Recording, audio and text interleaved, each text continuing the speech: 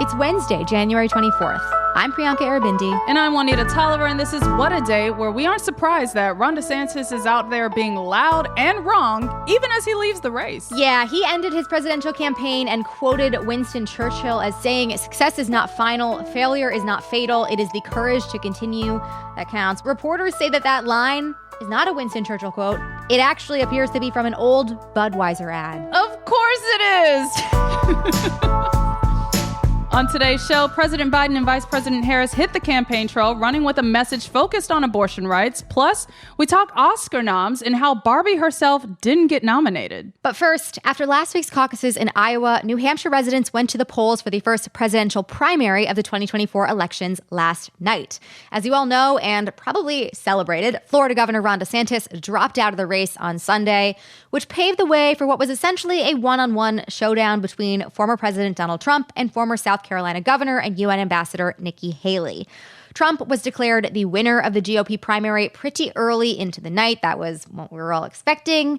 As we went to record at 9 p.m. New Hampshire time, a third of the votes had been counted, and Trump had a roughly 8-point lead over Haley. Here is what she had to say about her loss. I want to congratulate Donald Trump on his victory tonight. He earned it, and I want to acknowledge that. On the Democratic side, President Biden won as a write-in candidate despite not having campaigned in the Granite State. So it's really starting to look like Biden versus Trump round 2. To help us put some of the primary numbers into some context, I spoke with Colin Booth. He is the chief political correspondent for the Granite Post in New Hampshire. Take a listen to a little of our conversation. Thank you guys so much for inviting me. So let's get into it. This primary wasn't exactly a nail-biter tonight. We were all pretty much expecting Trump to win. But how did Nikki Haley fare in comparison? Was this better than we were expecting so far or worse? You know, I think in a lot of ways this was worse. The governor here, Chris Sununu, Republican governor, he set expectations pretty high a few weeks ago. He kind of called maybe her coming in a close second. Now, it was second only by virtue of the fact that everybody dropped out. Right. But we've seen some reporting here on the ground that suggests that Granite Staters really felt like he maybe set expectations too high for her. And as a result, you know, there's been some disappointment. Basically, however, she was going to fare that was not, you know, within a close number of Trump. And it looks like it's pretty much a blowout for her tonight. So we knew going into this primary that Trump and Haley were hoping to win over undeclared voters specifically. What did we find out about those voters' preferences tonight? We're still kind of getting numbers coming in, so it's hard to say, but it doesn't look like there was a huge amount of appetite for what she was selling here among independent voters. Independent voters make up the largest voting bloc of voters in New Hampshire by a fairly decent margin. The Haley campaign was kind of banking on taking a larger number of those independents than they really got. And that number, while that number is high, many of those independent voters are already kind of baked into their own political, you know, ideologies. There's a lot of different reasons to register as an independent voter here in New Hampshire. It gives you greater access to the primary. Maybe you just don't agree with all of your party's candidates, but by and large, people tend to vote with the party that they're affiliated with, even if they're kind of registered as an independent. And I wouldn't be surprised that Haley just didn't get that. I wouldn't be surprised if her team just didn't have a full understanding of New Hampshire voters kind of coming in here and what they were expecting to get out of it. Yeah, I mean, there's a lot of punditry that tends to follow primaries, caucuses, this whole campaign trail. What do you think about, you know, the results we're seeing? Do you think they can tell us anything about what we can expect from the rest of the country, or at least as we get closer to Super Tuesday? How would you look at this in the context of the larger race? I mean, what race is the question at this point, right? Right. Nikki Haley has made overtures that she's going to stay in this race through Super Tuesday. I would be pretty shocked, and maybe she will, just out of financial obligation due to her ad buys. But it's really hard to see her kind of making up this lost ground. Going into New Hampshire, a lot of people said, you know, this is make or break for Nikki Haley. If she wins New Hampshire, that changes things. Sure. But a lot of people ahead of this said there is no path, even if she did pull ahead here, even if she miraculously beat Donald Trump here, that there was some path. But in truth, I don't think there was ever a path. Got it. And before we let you go, I just want to touch on another important race happening here in New Hampshire. We have talked on the show before about the state's governor's race and how Democrats are hoping to flip the state blue. Do tonight's results tell us anything about how people might be voting in that race? So there are two candidates in that race, one of whom, Chuck Morse, was really public in his endorsement of Trump, and the other, Kelly Ayotte, who is currently leading in all the polls here, was dead silent on who she was supporting in that race. She's previously said she didn't vote for Donald Trump. I think it was in 2016. She, I think, wrote in his vice president at the time. And I think there's going to be a real disconnect there between how she connects with people after this. And it makes the race for the pretty coveted Trump endorsement up for grabs in an interesting way, because her opponent could, I think, very easily at this point kind of get that from her because she didn't kiss the ring. Right, as we've seen before. Yeah. Well, Colin, thank you so much for being here. We know you've had a busy few weeks leading up to this. We know you're going to have a busy rest of your year, but we appreciate your time, and I'm sure we'll check in with you as we get closer to the big day. Great to be here. Thank you guys so much. Talk soon. That was my conversation with Colin Booth, the chief political correspondent for the Granite Post in New Hampshire, which is a part of the Courier newsroom. Thanks for that rundown, Priyanka. And while Trump and Haley spent their time calling each other mentally unfit and using racist dog whistles, President Biden and Vice President Harris were on the stump together for their first joint campaign event of 2024 in Manassas, Virginia yesterday. One thing that is clear from this event is that the Biden-Harris campaign is betting big on abortion rights. Take a listen. Donald Trump is betting you won't vote on this issue. But guess what? He's betting we won't hold him responsible either for taking away the rights. He's betting you're going to stop caring. We have daughters. By the way, that you'll get distracted and discouraged and stay home. Well, guess what? I'm betting he's wrong. Listen, I think he's onto something. I think a lot of people might be joining him in making that bet. Yeah. But, it's still a big bet to make for 2024. Will this issue, do you think, continue to be a winning issue this year? I mean, look, since Roe was overturned, abortion has been a winning issue for Democrats in the 2022 midterms, which defied historic expectations. And in 2023, where it was even a winning issue in a state like Ohio. In fact, each time abortion has been on the ballot, voters across age, race, and partisan lines support protecting access to abortion health care. And that stems from the fact that 2/3 of the nation disagreed with Roe being overturned in the first place.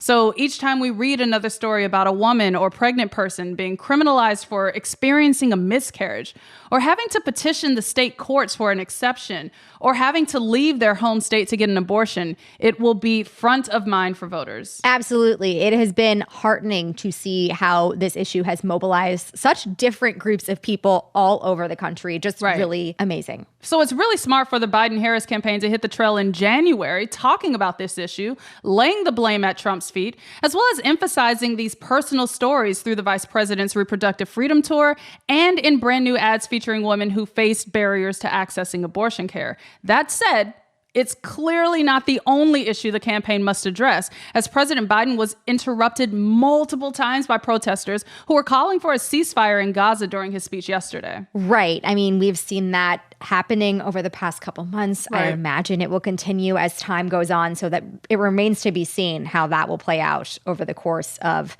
this election. But going back to abortion, you mentioned it being on the ballot, and organizers around the country are working to get more abortion-related ballot questions set for 2024. Tell us more about those efforts. Yeah, so ballot measure campaigns are intense. And according to data compiled by the news outlet The 19th, abortion rights activists are working to get the ballot measures in Arizona, Florida, Nevada, Colorado, Arkansas, South Dakota, Montana, Maryland, and more, right? So they're all over the map. That's a long list. Ballot measures in these states are calling for constitutional amendments to protect access to abortion between 12 and 22 weeks. And some of these states require a 55% to 60% supermajority for a constitutional amendment to pass. So it's very much an uphill battle. One thing that's for sure, though, is wherever these ballot measures appear, that could be a big boost for Democrats, as we know abortion rights will be central to their voter mobilization strategy.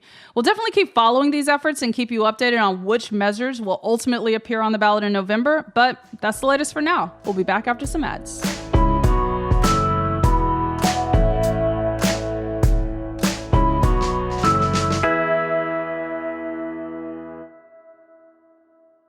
What A Day is brought to you by Nutrafol. Has having kids or menopause impacted your hairline? Finding your personalized hair health plan is easy with Nutrafol's Hair Wellness Quiz. By analyzing your lifestyle, biology, and hair history, Nutrafol's 3-minute quiz determines which underlying root causes are keeping you from reaching your hair potential. Yeah, I already said this a couple weeks ago, but I gave Nutrafol to like everybody in my family for Christmas because it has been so amazing for someone who has had 2 kids to, feel like it's not all over for me. To feel good about my hair again.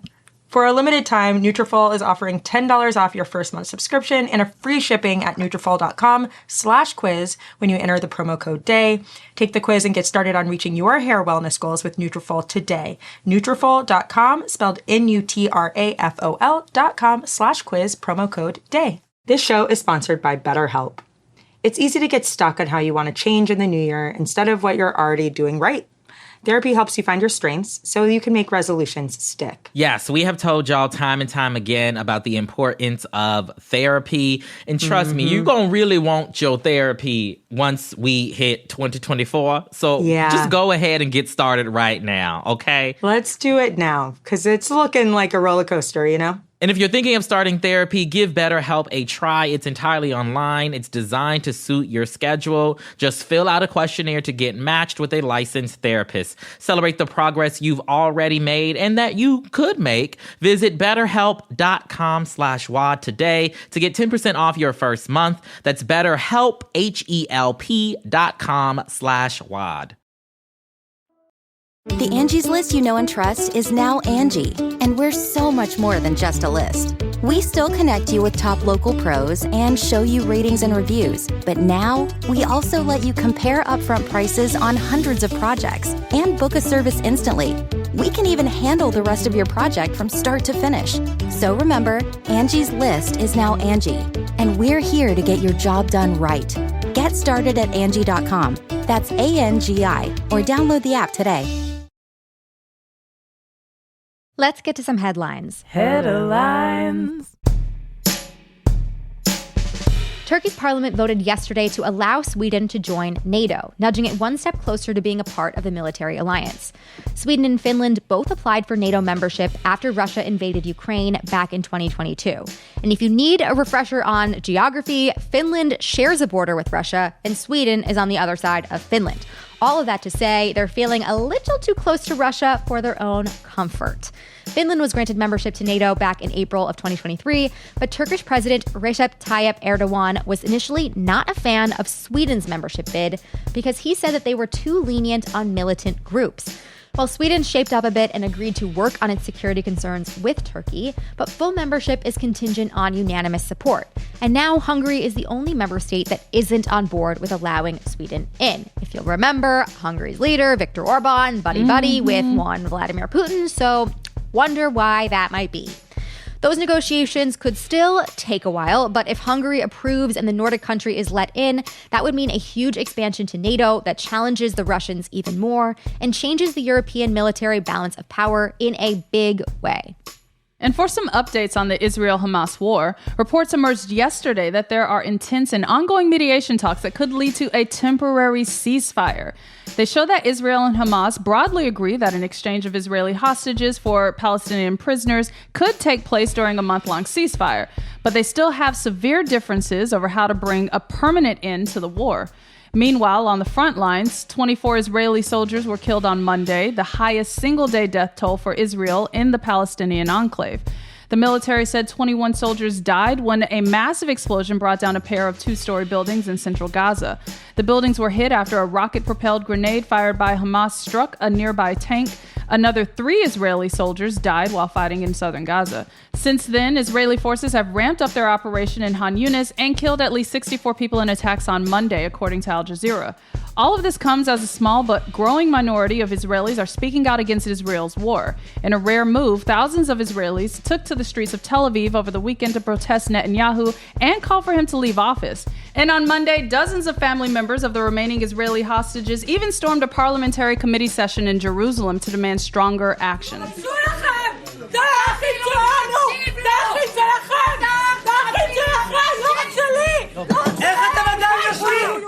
can hear the desperation in their cries, and it's just heartbreaking. Absolutely. Demonstrators held up signs in the meeting which said things like, "You will not sit here while they are dying there." So let's just say the pressure is on for Netanyahu.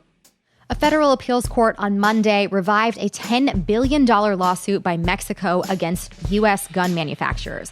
To get you up to speed on this case, back in 2021, the Mexican government sued several U.S. gun makers and one distributor, alleging that they make and sell guns that they know arm drug cartels in Mexico. And the lawsuit said that the companies should be held liable for the weapons trafficked into the country.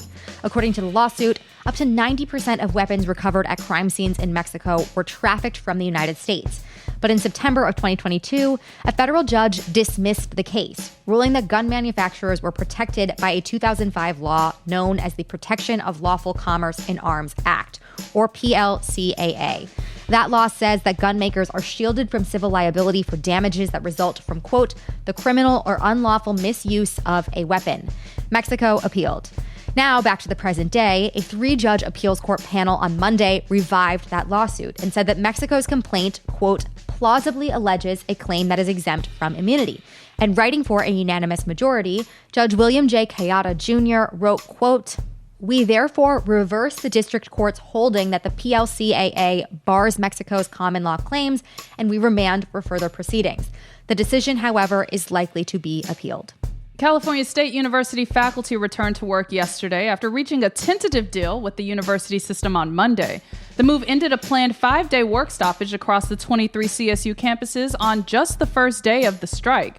And in a post on X, formerly known as Twitter, the union representing roughly 29,000 workers wrote, quote, in case anyone forgot, strikes work. And let me just add exclamation, exclamation, underline, bold, highlight. Absolutely. Because yes. If we have learned anything. Right. So what's in the tentative agreement? According to the union, the deal would increase salary for all faculty by 5% retroactive to July 1st of last year, as well as another 5% raise on July 1st of this year. The agreement would also raise the salary floor for the lowest paid faculty by $3,000, increase paid parental leave to 10 weeks from the previous 6, and improve access to gender-inclusive restrooms and lactation spaces, among other things. Union members still need to ratify the deal, but I gotta say, y'all, this sounds pretty good. It really does. We love to hear it. And staying on labor news, in an extremely devastating but expected development, the LA Times laid off about 115 journalists on Tuesday, effectively slashing more than 20% of its newsroom. These are, of course, the layoffs that the paper's union protested over the weekend with their one-day walkout. And this comes after the billionaire owner of the LA Times, Patrick Soon-Shiong, said that the paper isn't making enough of a profit, despite being a critical source of news both on the West Coast and across the nation. Most of the layoffs were largely felt in the Times' business desk, Washington bureau, and breaking news department. And according to the paper's union, 94 of the 115 journalists who were laid off were union workers.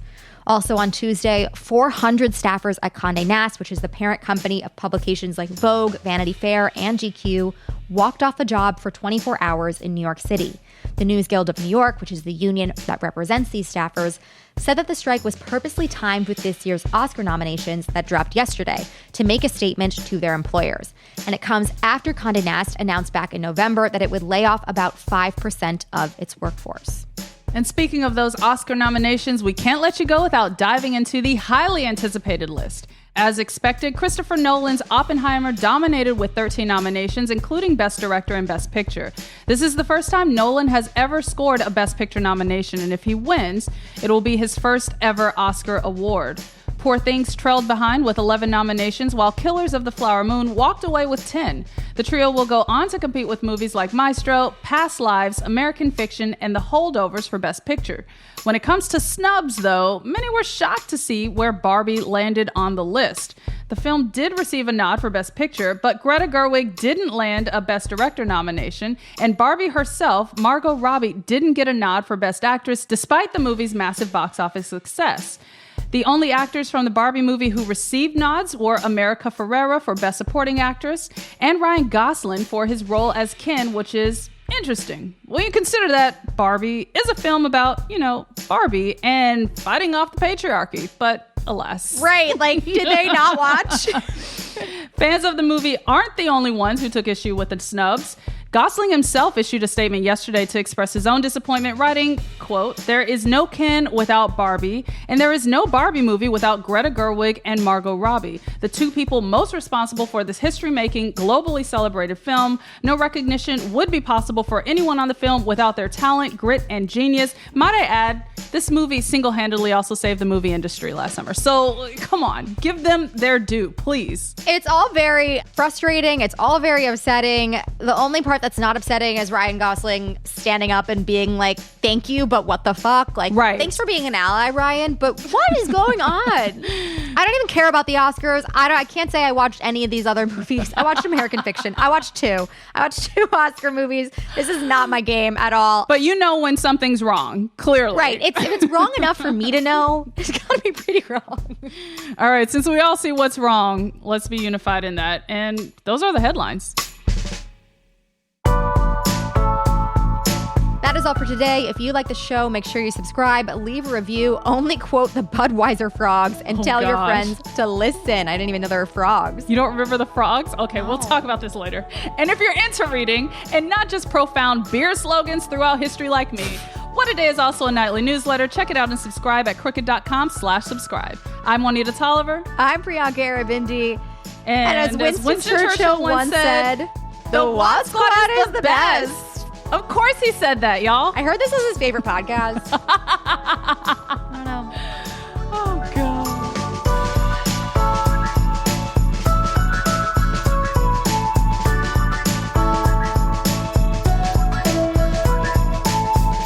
What A Day is a production of Crooked Media. It's recorded and mixed by Bill Lance. Our show's producer is Itzy Quintanilla. Raven Yamamoto and Natalie Bettendorf are our associate producers. And our showrunner is Leo Duran. Our theme music is by Colin Gilliard and Kashaka.